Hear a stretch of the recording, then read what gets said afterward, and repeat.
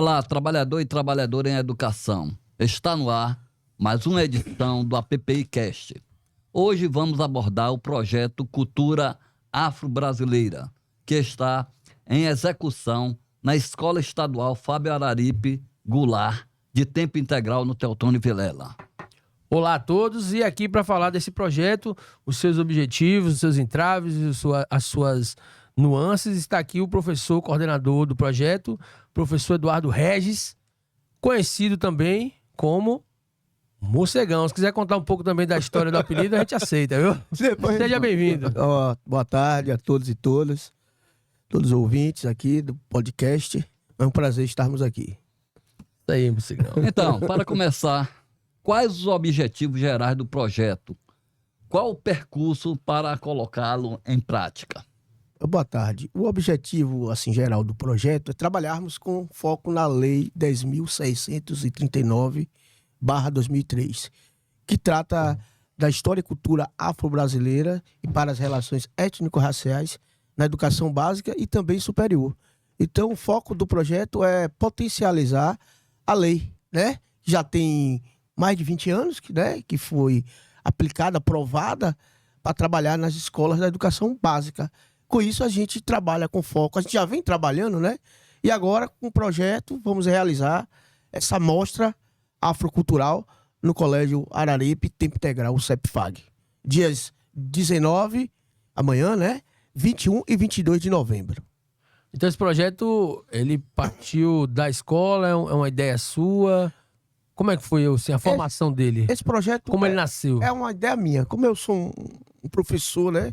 Que tem milito na questão, né, social e também racial, historicamente falando, me especializei nessas questões, estudando na UESC, fazendo mestrado também na UFSB, com foco no ensino da cultura afro-brasileira na educação básica. Então esse projeto partiu das minhas vivências, minhas experiências, e daí eu coloquei este projeto no papel e fui aplicá-lo, né, na escola Fábio Araripe, como também aplico em outra escola que eu trabalho, que é a Escola Municipal de Sambaituba.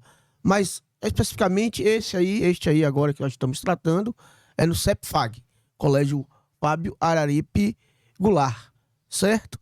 Esse projeto... De tempo integral. De tempo integral. Tem que lembrar que agora é tempo integral. É a primeira de Leão do tempo integral? Com essa nomenclatura, tempo integral, sim. Eu acredito.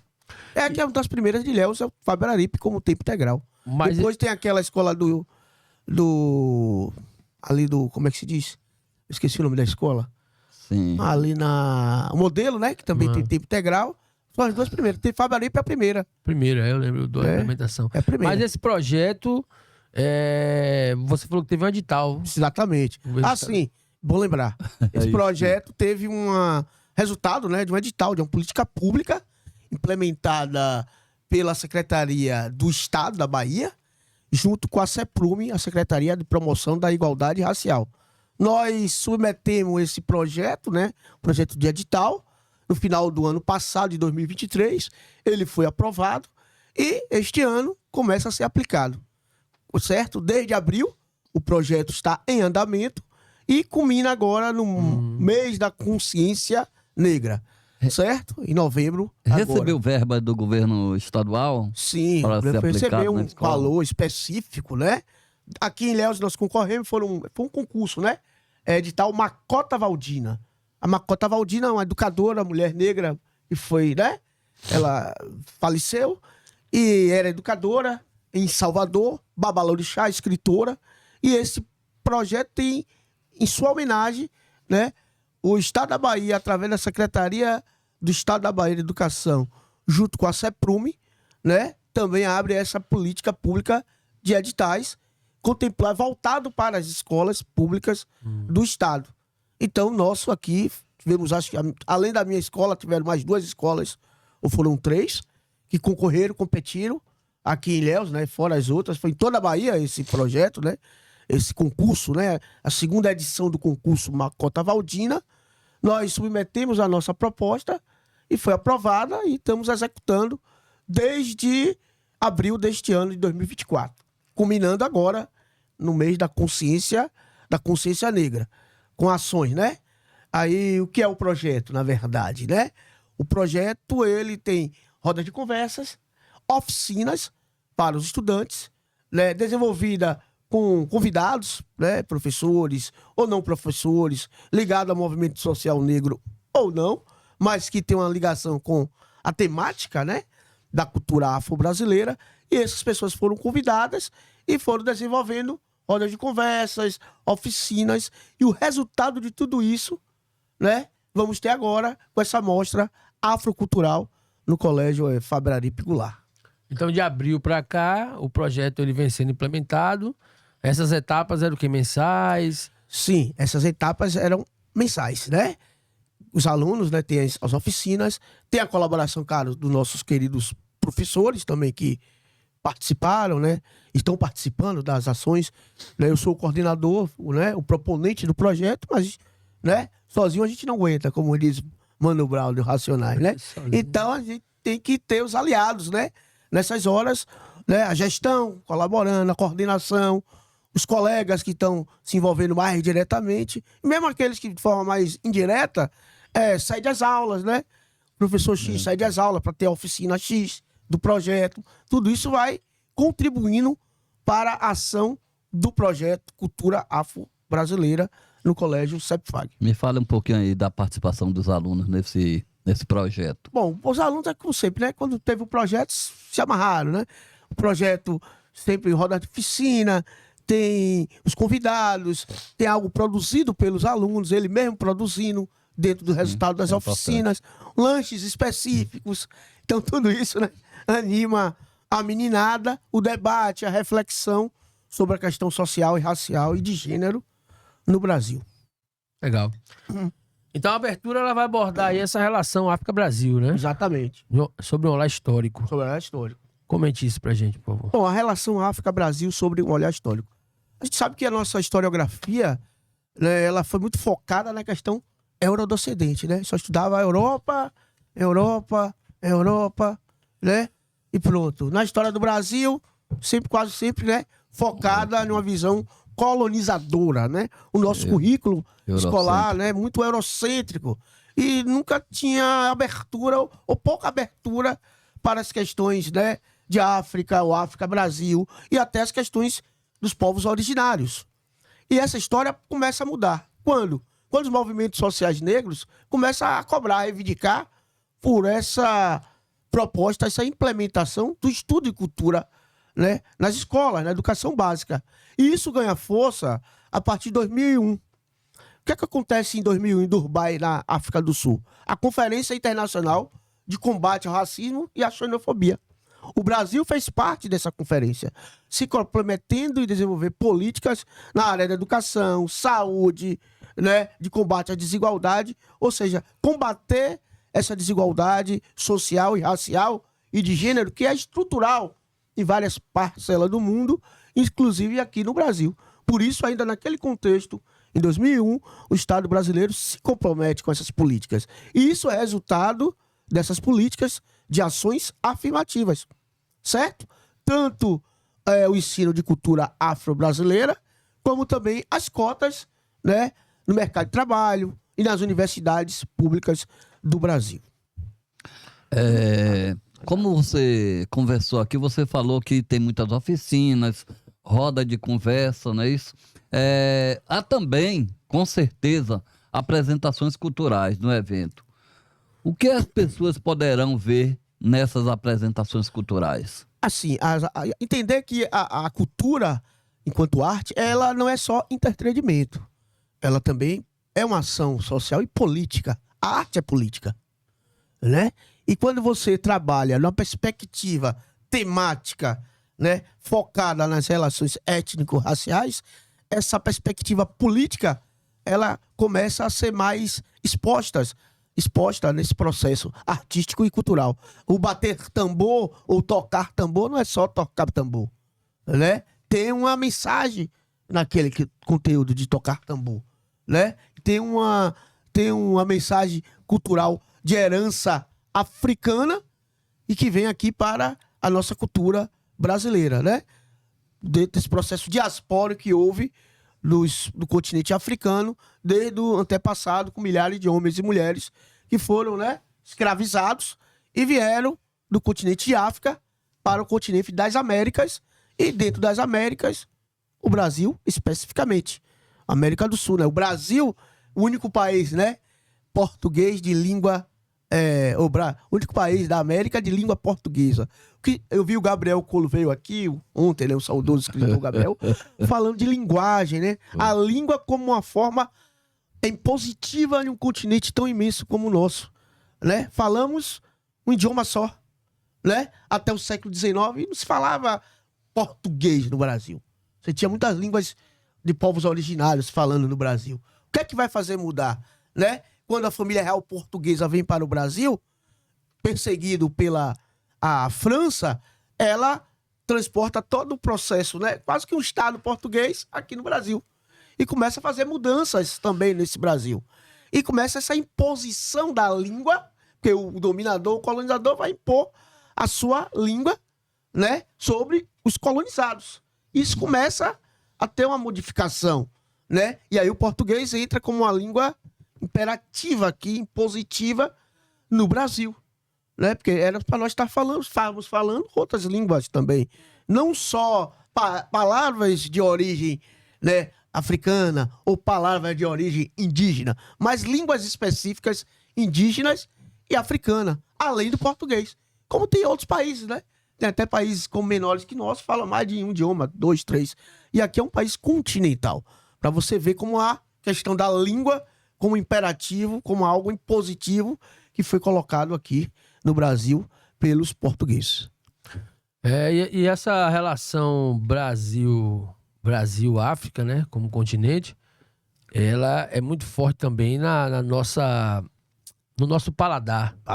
Né, na nossa cozinha, né, nos nossos costumes, sobretudo aqui na Bahia, né? Exato.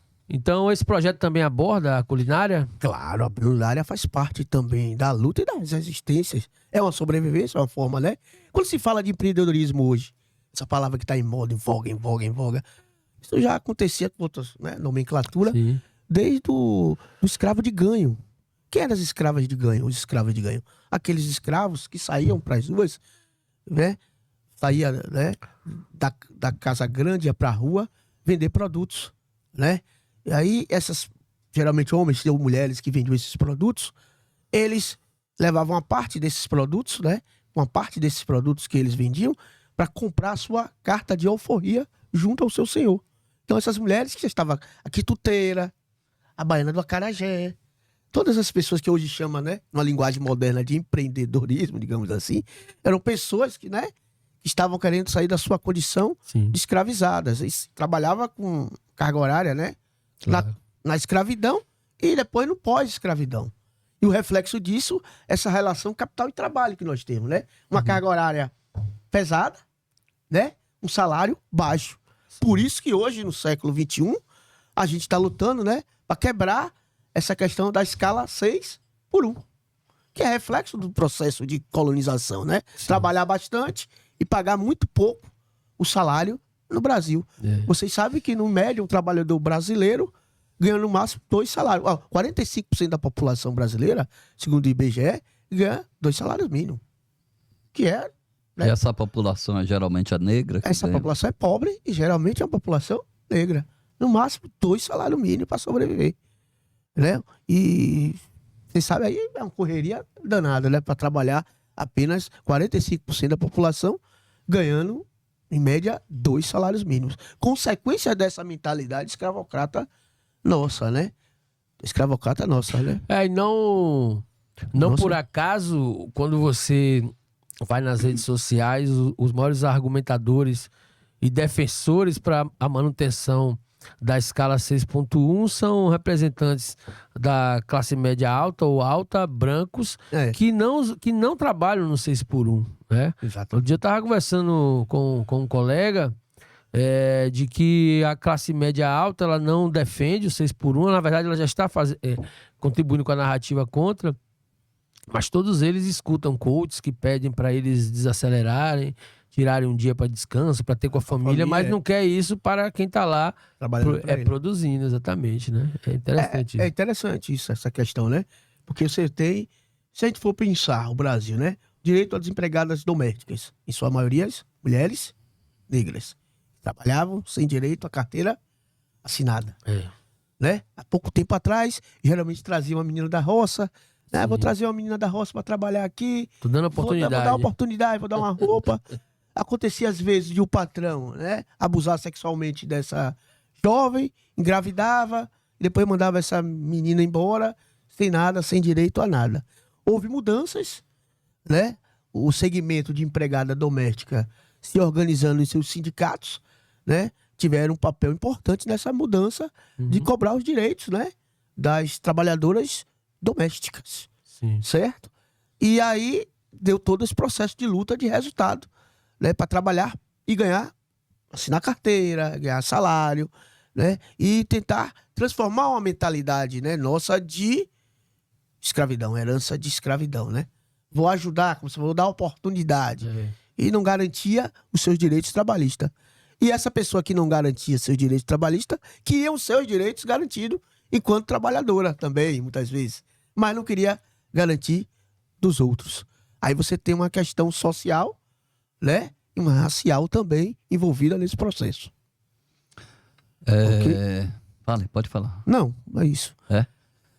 Então, a exposição África-Brasil, qual a natureza desse trabalho?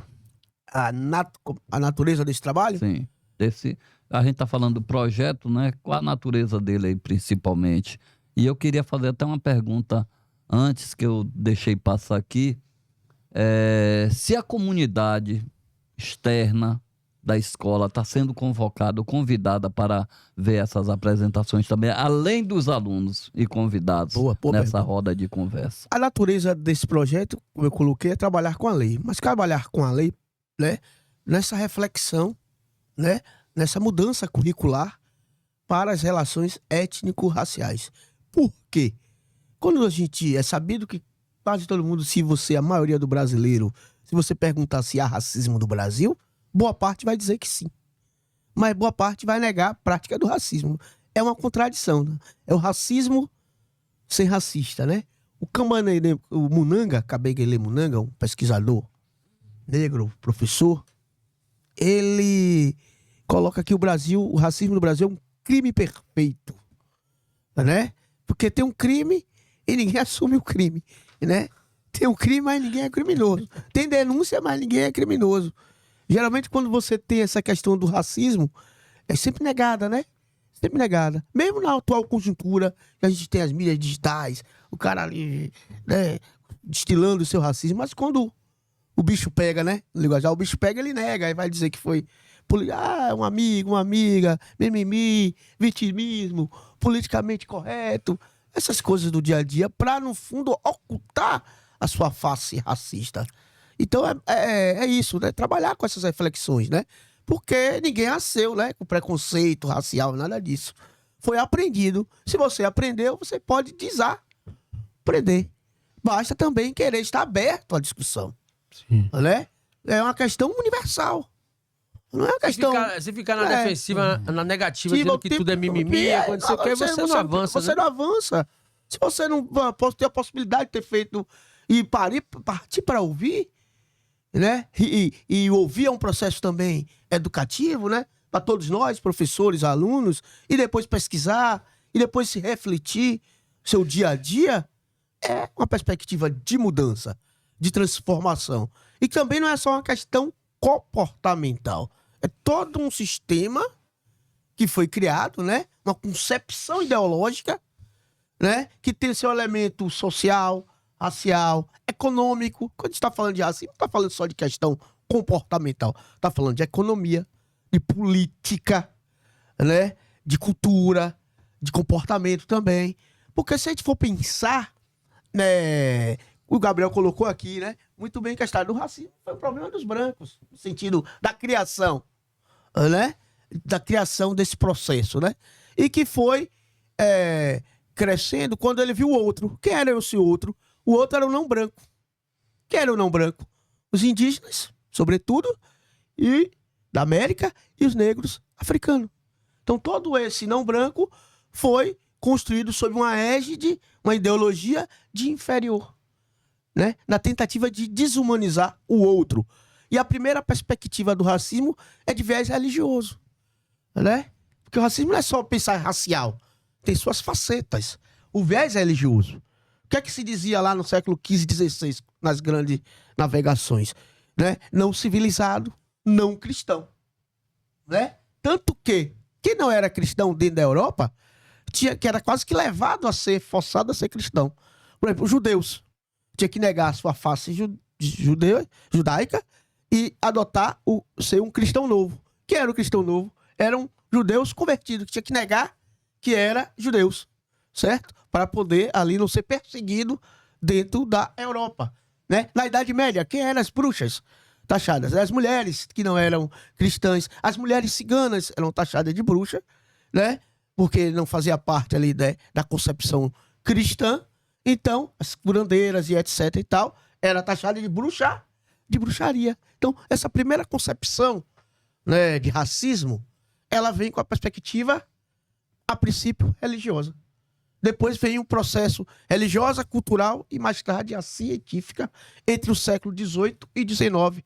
O racismo biológico ou científico, certo? Para justificar a inferioridade de um sobre o outro. Um povo sobre né? De um povo sobre outro. A cultura superior, o povo superior, torna-se o branco. E é possível que todos entendam isso. E a branquitude também precisa se ver, né, nesse processo, né? Que hoje é uma questão... É um projeto conscientizador, libertador, pode ser assim considerado. Exatamente, libertador e conscientizador.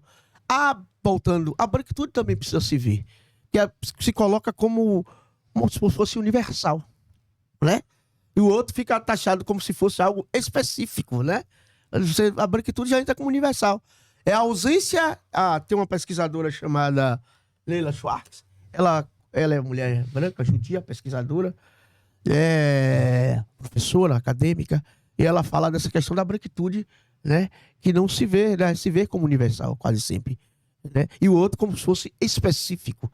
A ausência da não presença. Mesmo não estando ausente, a concepção universal da branquitude está tão forte na construção ideológica da colonização de todos os processos, dos arquétipos, né, que foram construídos, que não precisa nem ser, nem estar presente, né, que a identidade dele já se passa como se fosse universal, apesar deles também terem identidade, né, identidade com foco diferenciado, os demais, mas também tem uma identidade, mas que se coloca como se fosse universal, certo? E os outros como se fosse algo específico, ok? É o que Gabriel acabou citando, né? Você mesmo falou que escutou o programa. Em como conhecer uma cultura ajuda a combater o preconceito, exatamente, né? O que o desconhecido faz justamente ao contrário, né? O processo inverso. Até a questão de macumba, né? Religião que você fala. Sim, de macumba. Fruta que é macumba. Mas por que é macumba? O que era feito que se chama de macumba? Quando os negros e negras fugiam da condição de escravizados, eles iam para, né, as áreas e tal, fugiam. Então, alguns que não estavam, colocavam alimentos próximo nas esquinas para que esses negros que estavam na condição de escravizado pegassem aquela comida e se alimentassem. Que hoje a galera chama de macumba, despacho. No processo histórico é esse. Então, você conhecer isso, né? Você estudar, a ignorância te leva ao preconceito, ao racismo. Quando você deixa de ser ignorante, se permite conhecer, né, você vai levar a sua concepção transforma. Né? Sua concepção, você começa a ver com outros vieses. Vai começando a entender, né, essas terminologias, o porquê, né, dessas questões, da onde saiu. Então, é nessa perspectiva. Não é do bem contra o mal, e nem do que seria politicamente correto, mas é da reflexão. Por exemplo, quando a gente fala vou pegar uma nega, né, uma expressão muito usada, né? Vou pegar uma nega e tal. Mas onde é que vem essa origem dessa nega? Né? Vem desse processo de escravidão, e que os senhores pegavam à força as meninas e mulheres negras, assim como pegavam as mulheres indígenas, e violentavam, não tinha nenhuma lei, né?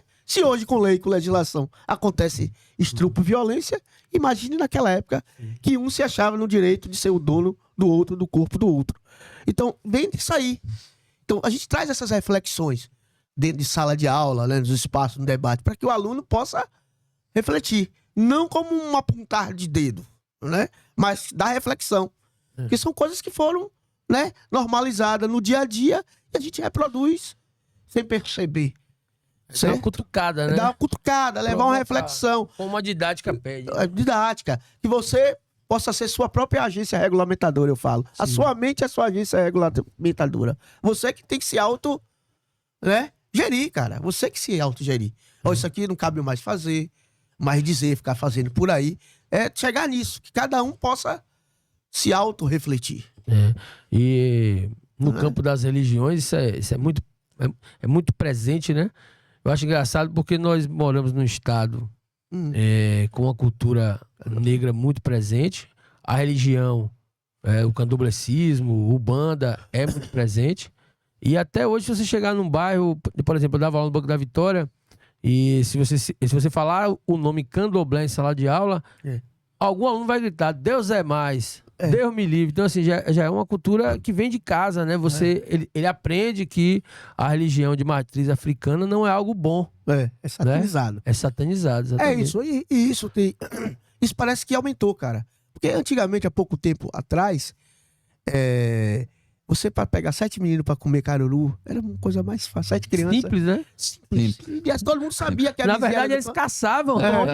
Onde é que tinha um caruru? Era uma coisa que as crianças queriam ir, era o vizinho, todo mundo sabia que Dona Aldete é do candomblé, mas os pais sabiam. Vai lá comer. Criança, tudo junto, comia com aquela mão, né? Toda suja de barro, criança vai querendo comer. Disputavam. Eu me lembro que a gente disputava para comer o caruru. E hoje, com essa advento, essa satanização, a gente tem que colocar aqui, de algumas religiões pentecostais, com algumas lideranças, não são todas, claro, né? Lideranças que também trabalham nesse processo de satanizar. E isso é caro, reflete, dificulta, né? Era muito mais fácil você pegar uma criança. Todo mundo queria comer o caruru, acho que todos vocês aqui, né? A maioria aqui de 40 anos. Não, esse ano eu reclamei, que eu falei, pô, até agora não... Comeu um caruru. O caruru era fantástico, todo mundo sabia que a mulher era do candomblé. E aqui na Bahia que tem algo muito sincrético, né?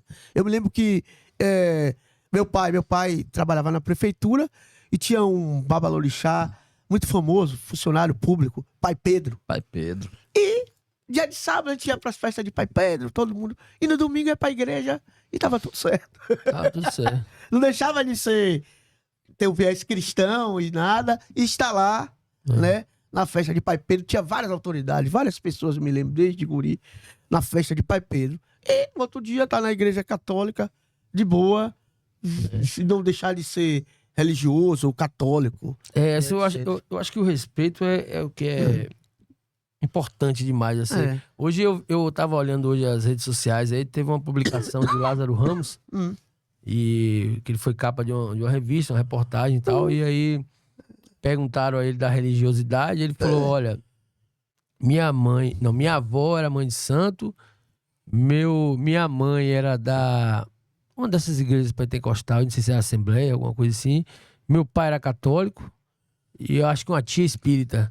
Aí ele respondeu assim, ó, com essa salada mista aí, a minha religião é ser baiano. Porque na minha adolescência, ele fala, né? A Bahia era assim, era uma mistura de religiões e todo mundo se dava bem ali e tal. E realmente, o que você falou faz sentido, tem uma certa intolerância.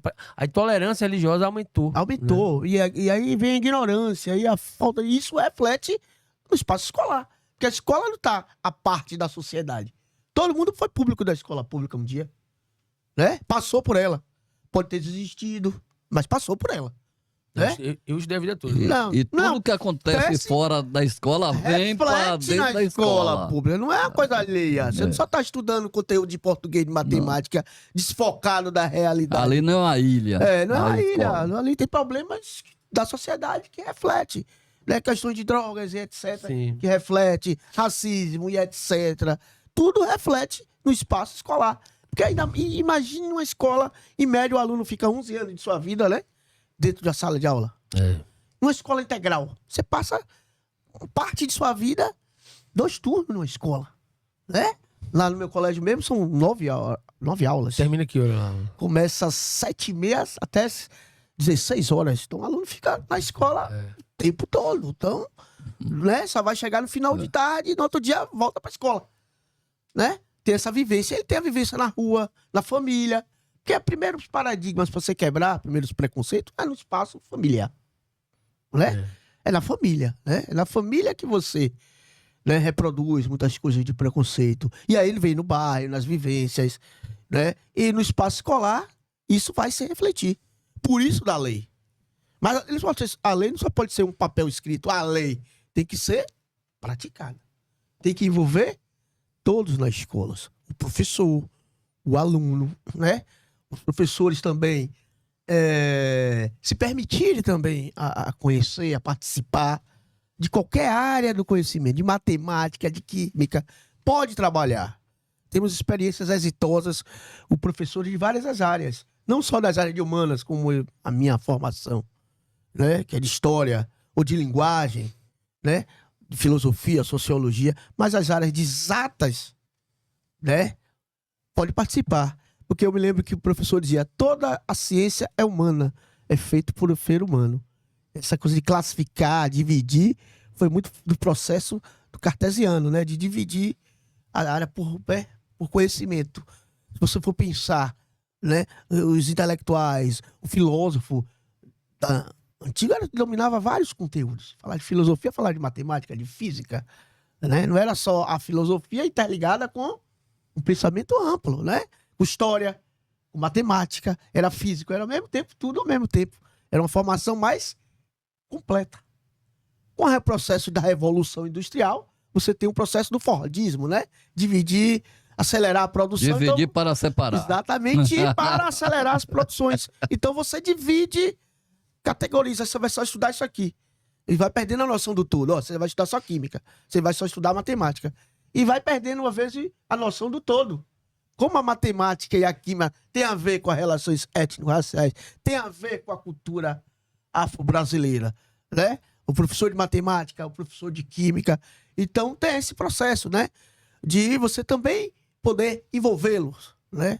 Todos os educadores, não só das áreas humanas ou de linguagem, mas também das áreas exatas, que a gente chama de exatas, né? Ou biológicas, certo? Envolver em todo o processo. Aí, aproveitando até o que você está falando aí, está tendo esse envolvimento geral dos professores com o projeto? Está tendo de boa parte dos professores da escola. Quando eu falei, quando não mais diretamente, sim, de forma mais indireta, né? Certo. Você cedeu a seu espaço à aula, já é também uma parte de colaboração, né? Mas você também, nesse processo, pode ter o processo de formação.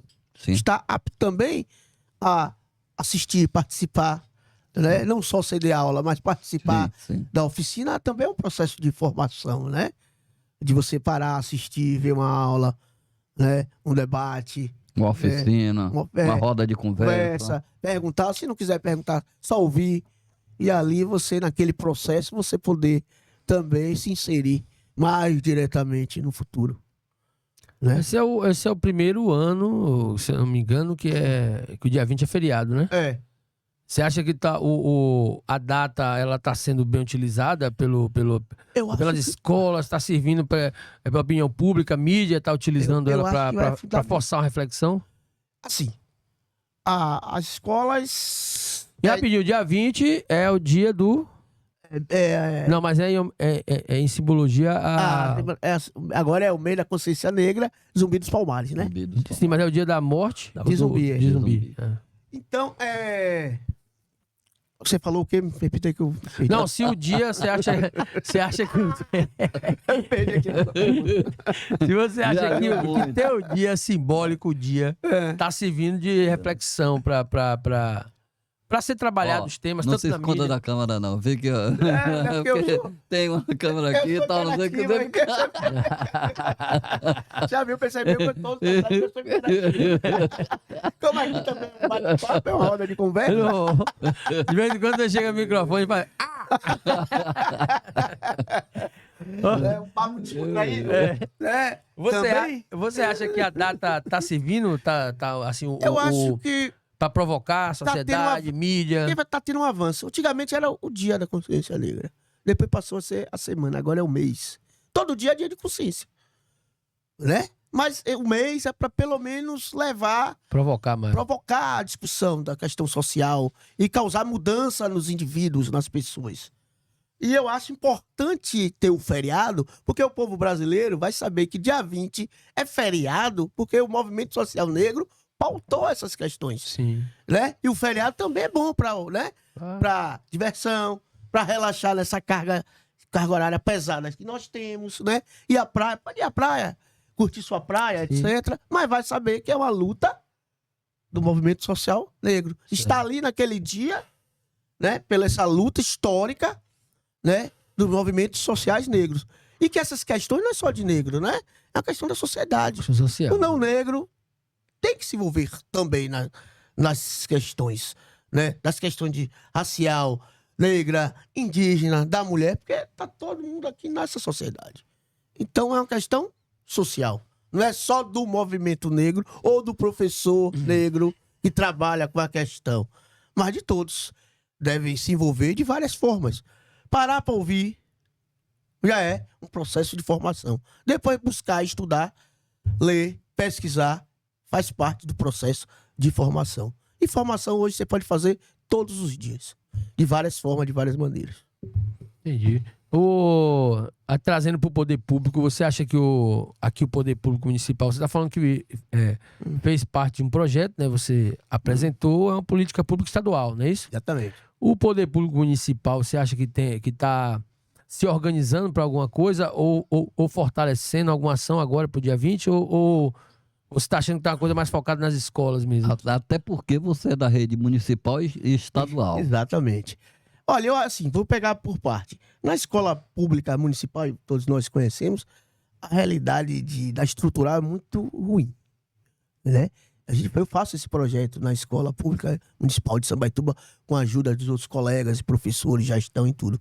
Mas lá é quase tudo tirado do nosso bolso, quando a gente precisa de alguma coisa, né, para estruturar melhor a escola e tudo, para fazer um projeto, né, mais legal, mais movimentar maneiro. O bairro. Movimentar de forma mais, né? Como merece, como deve ser, né? Com a estrutura mais. Suor. Então você vê que o poder público, enquanto a questão ligada à questão educacional, é pífia, digamos assim, é pífia. Vem sendo pífia a colaboração, né, nessas questões. É mais oba-oba, bota lá, 20 de novembro, etc. Mas não tem uma política, né, que possa, né, desenvolver sistematicamente, fortalecer projetos como o seu, por exemplo. Fortalecer projetos, abrir política, ou de premiação, de edital, né, ou potencializar projetos. E precisa de recurso. Não dá só para ficar em projeto sem recurso, cara. A gente trabalha em escola 60, 40, 80 horas por dia, os professores fazendo os projetos para a escola, para a comunidade escolar, e recursos quase que não vem, não tem, nunca tem um recurso, né? Nunca tem um recurso, aí dificulta bastante. Educação precisa de recurso. Projetos educacionais que potencializem precisam de recurso. Então é importante essa parceria, como foi feita no Estado, tanto da CEPRUME como a Secretaria de Educação, para potencializar projetos como esse. Então, e na esfera municipal eu acho ainda bastante ruim, pífia. Na escola estadual vem melhorando, né? Graças, como eu te falei, à luta e às pressões dos movimentos sociais, né? Pressionando para essas mudanças. E até porque também tem uma Secretaria de Promoção de Igualdade Racial, ela tem que promover algo, né? Para nesse sentido, eu não vi nada da secretaria agora, né? Pro dia 20. Eu tenho visto assim, eu te perguntei porque eu tenho visto movimentações de escolas, de movimentos, né? Amanhã vai acontecer lá a caminhada, né? A terceira marcha de consciência negra. Quem tá organizando tem o pessoal da Unegro, da MNU, Ciro Nonato, que é um dos coordenadores, e A escola Moisés Bolano também vai participar, mas são ações escolares. Amanhã, terceira marcha, 19/11, concentração central de abastecimento do Nelson Costa a partir das 14 horas, né? Eu recebi, aí tem o seu projeto, que está acontecendo também no Colégio Fabararipe. Amanhã e quinta? Amanhã, quinta e sexta. 19, 21, 22. Amanhã. E quarta é feriado, dia 20. Com programação, a gente vai botar a programação até depois nos grupos lá, para quem quiser fazer a visita. E eu recebi aberto outra a todos, aqui também, eu tô procurando o card pra dizer.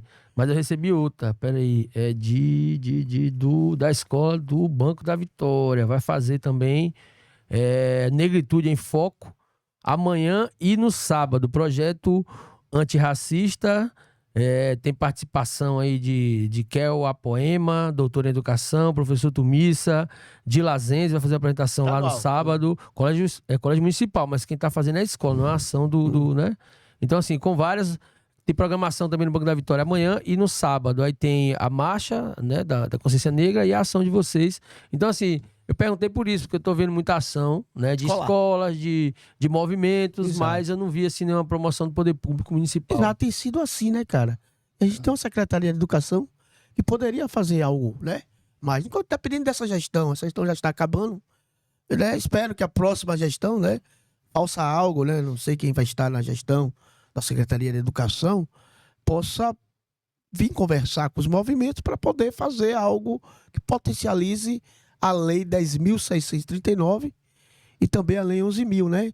E a questão afro e a questão indígena nos espaços das escolas públicas do município de Ilhéus. Então, geralmente, é como você colocou, é a escola fazendo por si só, na correria do dia a dia, né? Os movimentos. Como eu te falei, em Sambaituba a gente já tem também mostra, vamos ter 26 e 27, mas como eu te falei, nós estamos fazendo lá, né, na marra, né, como sempre, na marra, que lá é a quinta, né, em Sambaituba, né? Será assim que vai ter alguma diferença? Porque antes nós tínhamos uma data mais festiva, comemorativa, que culminava no 20, e hoje nós temos um feriado nacional. Será que vai ser diferente isso aí?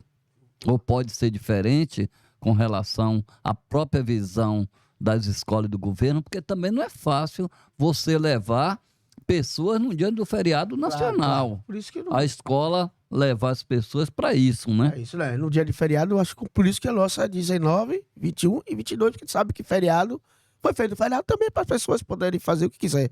Sair, se divertir. E lembrar que esse feriado, como eu falei, é resultado da luta dos movimentos sociais negros, né? Mesmo aquele não negro, branco, enfim, todos e todas, né, vão lembrar que este feriado, que é um dia da consciência negra, digamos assim, simbolicamente o 20 de novembro, mas que agora é o mês, né? Mas, como eu falei, todos os dias são dias de consciência e conscientização dessas questões sociais, raciais, de gênero, dentre outras, no nosso país. Que a gente fala, mas o nosso país é um país miscigenado, né? Então não tem uma presença racial branco, é isso? Ou branca. Nós temos uma miscigenação que de qualquer maneira serve para o apoio de todos nessa luta da consciência negra, né? Claro, agora assim, somos um país miscigenado, mas a gente tem que ter nós agora temos que ter cuidado com a ideologia da miscigenação. O que é a ideologia da miscigenação? Porque ela leva à negação do racismo. É isso. Né? Somos pessoas miscigenadas, não tem mais. Não. O fato de termos uma miscigenação com fenótipos, né, bastante diversos, não significa que nós não temos uma concepção racista no Brasil. Né? Porque na ideologia da miscigenação leva quase que, na ideologia, não o fato em si, leva quase a uma negação do racismo. Né? Nego o racismo porque teve miscigenação ou tem miscigenação. Nós temos, né? Temos. E o nosso racismo, a brasileira, é de marca. Né? De marca, pelos fenótipos. Não é com a sanguinidade como nos Estados Unidos. Nos Estados Unidos, você ter sangue negro, você é negro. Pode ser branquelo, digamos assim. Mas sua família tem sangue negro, você é um indivíduo negro. No Brasil, não. É pelo fenótipo. É pelas características físicas. Eu posso ter, na minha família, ter descendentes europeus que talvez na de Gutierre, com esse nome afrancesado, né? É isso? Deve francesado?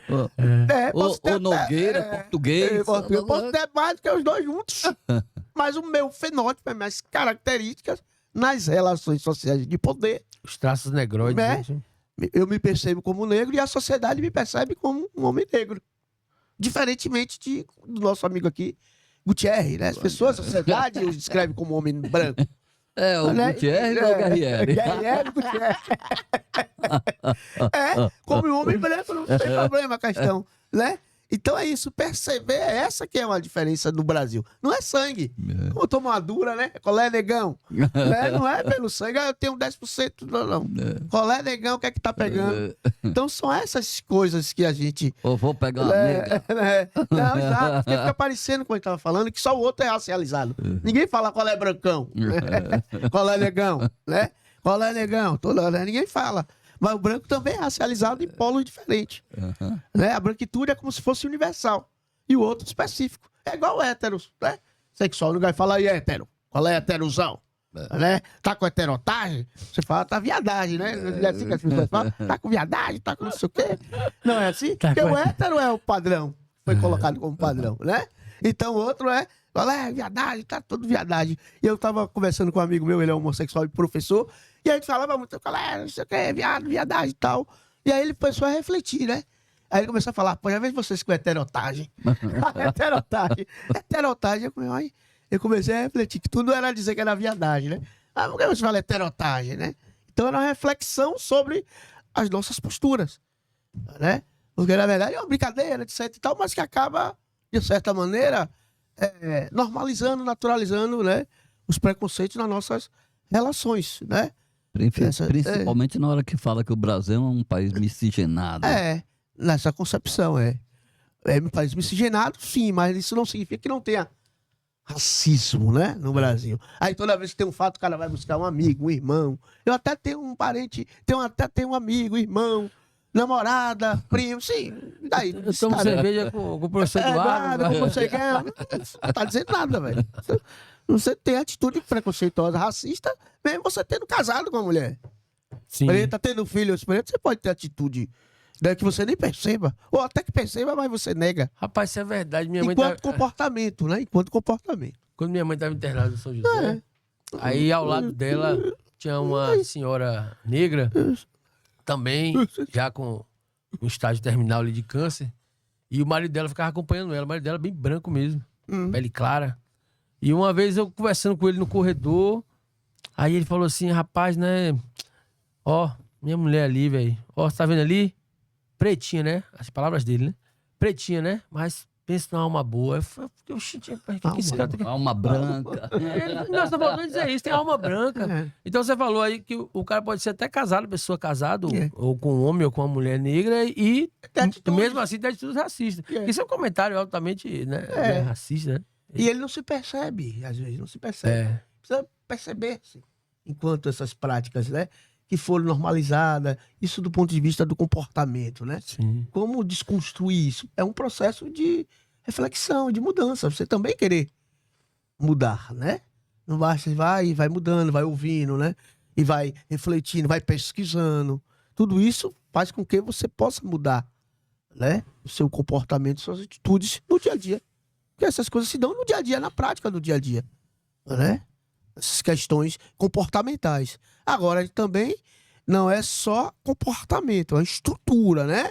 A desigualdade salarial. Para você perceber, no Brasil há uma desigualdade, né? De gênero. Gênero, homem e mulher, né? E não sou eu que estou dizendo. O IPEA, o IBGE, os órgãos dizem isso. Há uma desigualdade de gênero. Homem branco ganha mais no Brasil, né? Aí a mulher menos, o homem preto, o negro, e a mulher negra e os indígenas lá embaixo, mesmo tendo a mesma formação. Então não é só uma questão de ter estudado, né? E etc, se esforçado e etc. Mas ainda no mercado de trabalho há essas distorções, né? Raciais de gênero no mercado de trabalho, entre homens e mulheres, negros e negras, indígenas, dentre outros. E isso não sou eu que estou dizendo aqui. Isso tem pesquisa, o IBGE aponta, mesmo com a formação, né, nível superior, especializações e etc. Sobretudo na esfera privada. Privada. Né? Na hora de contratar na esfera privada. Não, eu vi uma reportagem outro dia que aqueles cargos máximos das associações, das grandes empresas, que é o CEO que chama, né? Que não tinha nenhum no Brasil negro. CEO, né? CEO, que é o cargo máximo ali. E nas esferas mais baixas, acho que a percentual era 1, 2%, muito baixo. E aí não pode dizer que não tinha por falta de formação. Você tem um monte de gente formada, né? Depois das políticas... Formação não é um argumento... Não é mais um argumento para dizer que não tinha pessoas qualificadas para exercer aquele posto de homens, né? Ou mulheres, né? Ou negros e negras, ou indígenas, para ocupar determinados cargos na esfera hierarquia, né? Das empresas e etc, né? Na sociedade brasileira. Mas a gente percebe essas distorções, né? Então é isso. Eu também gostaria... agradecer, né? Acho que tem algo a ocorrer aí. Não, eu acho que se ele tiver alguma coisa mais para acrescentar, é importante. É importante nesse dia, mês, né? Da consciência negra, que nós pensemos no Brasil, na desigualdade, no racismo, e que a gente busque, né, transformar, né, nossas práticas, nossas atitudes no dia a dia das nossas vidas, né? No dia a dia, nossos comportamentos. E que se envolva, sinta indignado e se envolva. Não basta dizer que não é antirracista só, mas é a atitude que vai mostrar, é o dia a dia que vai mostrar. São suas atitudes que vai mostrar a sua desconstrução no processo, né? Histórico que nós fomos, né, formados, né, num processo muito de racismo, desigualdade que fomos formados no Brasil. Então, é a atitude do indivíduo, de cada uma, no seu dia a dia, na sua prática, que pode contribuir o envolvimento, não só ficar indignado, porque tem uma cena de racismo, parece que não acontece. Por exemplo, tive cena de racismo no esporte, no futebol, Vini Júnior, etc. A pessoa fica indignada, mas aqui acontece do seu lado, né? Tudo bem, Vini Júnior, uma liderança, está fazendo uma luta, né, histórica de combate ao racismo no futebol, né? No Brasil, no mundo, né? Tá conseguindo a sua luta ali todo dia, refletindo, mas ele não se cala, né? Um jovem, homem negro, sem muita formação, mas ele tá ali buscando, eu vejo as citações, está lendo, está pesquisando, e ele não se cala perante, né, a questão do racismo, né? Eles vão ter que me engolir, eu vou sair do time, vou ficar jogando, que eles querem que eu vá embora, eu vou ficar jogando, fico contratado para jogar, mas também vou dando isso aí e vou cobrar. Então, é importante o envolvimento de todos, né? E já está causando alguma mudança, né? Dentro da Espanha, de torcedores ficarem proibidos de ir para o jogo, para suas práticas racistas. Ter até sofrer algumas punições e, quem sabe, até condenações lá dentro da Espanha, que eu não sei como é o sistema jurídico da Espanha com relação a essas questões, né? No Brasil tem leis, né? Lei do racismo, mas que cada vez precisa ser pressionada para funcionar. Só lei no papel, né? É só formalidade, tem que pressionar. É que nem a lei 10.639. Tem que sair da formalidade. E cada dia ela está no papel. E nós, enquanto educadores e educadoras, temos esse papel. Precisamos se envolver de qualquer área do conhecimento. Não só das humanidades, não só das linguagens, de todas as áreas do conhecimento. Haja vista que o nosso público, em sua maior dimensão, é pessoas de camadas populares e negros e negras, né? E negros e negras. Então a gente tem que estar se envolvendo com essas questões, sobretudo com os nossos jovens, né? A gente não normalizar. O que é que acontece muitas vezes nas escolas, né? Um jovem nosso que foi morto, né? Ah, foi morto porque foi pela polícia, estava envolvido, não estava. Normaliza, parece que pronto, estava envolvido. E aí, acabou, não foi julgado, não foi condenado, estava envolvido em quê? Quem era fulano de tal? Né? A sociedade precisa se indignar com essas questões. Não pode normalizar. Todos têm direito a um julgamento. Ou deve ter. Sabe ser o pior bandido, né, do mundo. Tem que ter direito a um julgamento. Né? Por isso que tem as leis, né? As leis para julgar. Se o cara tá cometendo coisa errada, esse jovem está envolvido em coisa errada, ele tem que sofrer um julgamento e dentro da lei, ser condenado, se for provado, né? Cumprir como qualquer outra pessoa. E aí não é o bem contra o mal.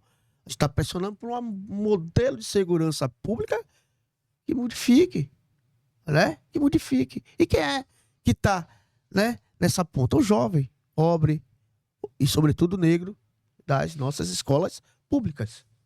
Certo? E quem está na ponta também, trabalhando, e aqui não é o bem contra o mal, né? Sobretudo os nossos policiais, é outro jovem negro que também passou pela escola Pública. Olha como é, o policial da escola pública e o jovem que passou, né? E aí fica guerra às drogas. Essas guerras às drogas, não tá tendo guerra às drogas, tá matando gente e não tá se combatendo zorra nenhuma, porque as drogas estão aí todos os dias à disposição de quem quiser, né? Mata mais inocente e gente ali envolvida do que o efeito da droga Droga em em si. si. Então tem que ter uma nova política de combate às drogas, de mais inteligência. Não pode ser troca de tiro, dizer que toda hora se está tendo, tem que mudar esse tipo de política. De ocupação em morro, em comunidade. Troca de tiro, toda hora, troca de tiro, já sei. Pronto. Teve troca de tiro, morreu fulano de tal. Né? O elemento estava... era traficante, mas não era traficante. É de classe pobre, sobretudo preto, já sai assim a matéria. Uhum. De classe mais abastada, jovem portando drogas. A matéria você percebe que é totalmente diferente. Deliciosa, né? Aqui já é traficante. Então é traficante, tá envolvido, morreu. Pronto. E quando é em outras comunidades, quando ocorre, a abordagem é diferente. Mesmo na mesma situação, abordagem é diferente. Então isso deve ser refletido. E aqui não é o bem contra o mal. Aqui é para uma abordagem de uma nova política de segurança pública. Né? E tá, essa que tá aí é matança e não resolve nada. Morre gente envolvida, morre gente inocente, morre trabalhadores e trabalhadoras da segurança, né? Bons trabalhadores e trabalhadoras da segurança, mas também pode morrer trabalhadores da segurança que têm envolvido também em coisas erradas, né? Também morre quem atira, como diz a música do Rapa, né? Também morre quem atira. E precisa ter mudança, né? Não é uma condenação do bem contra o mal, mas é uma provocação para mudança. As câmaras já eram para estar funcionando no estado da Bahia.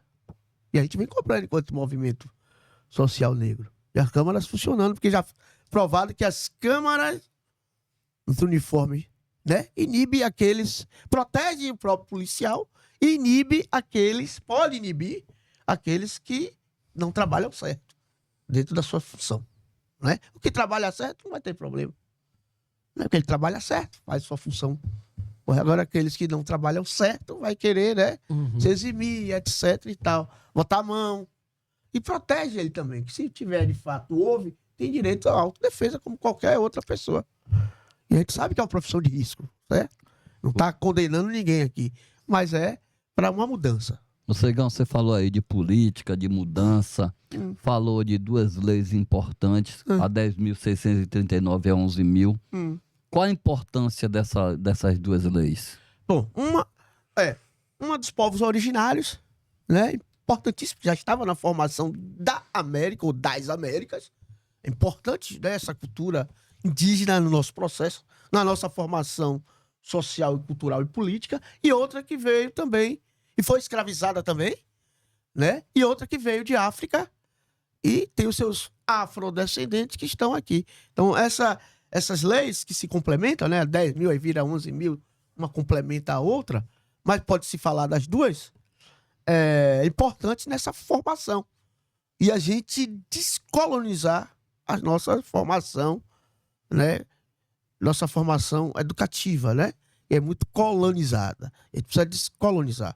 Está aberta a outra perspectiva, a outras epistemologias, né, de educacionais que envolvam esses saberes, essas filosofias, esses conhecimentos indígenas e de matriz africana ou afro-brasileiro.